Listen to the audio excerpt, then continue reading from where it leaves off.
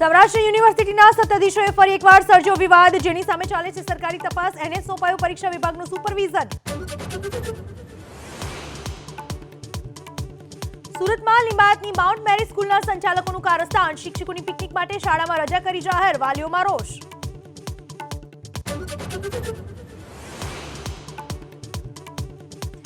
બનાસકાંઠામાં પાલનપુરના કોર્પોરેટર આશિષ પઢિયાર સામે ફરિયાદ. રજૂઆત સમયે માર માર્યાનો યુવતીનો આરોપ. કોર્પોરેટરે આરોપોને ફગાવ્યા. રામ મંદિર પ્રાણ પ્રતિષ્ઠામાં સોનિયા અને ખડગેના નહીં જવાના નિર્ણય પર કોંગ્રેસમાં જ વિરોધ. અર્જુન મોઢવાડિયા. અમરીશ ડેરે એઆઈસીસીના નિર્ણયથી વિરોધનું કર્યું ટ્વીટ.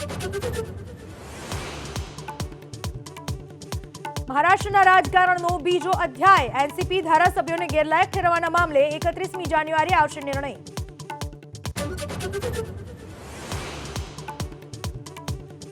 ચીનને લઈને રક્ષામંત્રી રાજનાથ સિંહનું મોટું નિવેદન. કહ્યું, ચીને માન્યું ભારત શક્તિશાળી દેશ, ભારતને ડરાવી શકાય નહીં.